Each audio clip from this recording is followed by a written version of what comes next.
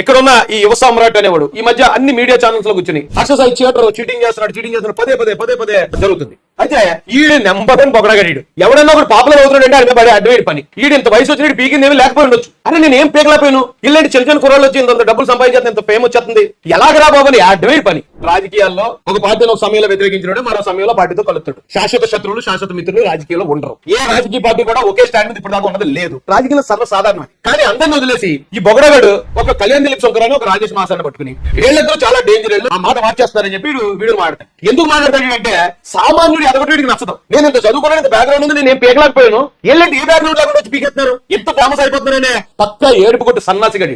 ఇలాంటి బొగడగాల్ని media channels లో కూర్చోబెట్టడం ఏంటండి? మీడియా ఛానల్స్ లో కూర్చోబెట్టి హర్షసాయిని ఇప్పుడు డ్యామేజ్ చేసేయాలి, హర్షసాయి చాలా నేరాలు చేస్తున్నాడు, నేరాలు చేస్తే పోయి కంప్లైంట్ ఇవ్వండిరా. అతను చేసే తప్పు కదా, తప్పైతే కంప్లైంట్ ఇవ్వాలి. కానీ ఇలాంటి బోగ్గాలు చేసే పని ఏంటంటే నాకు చాలా కోపం వస్తుంది. ఎందుకంటే ఒక సామాన్యుడు ఎదుగుతుంటే తట్టుకోలేదు.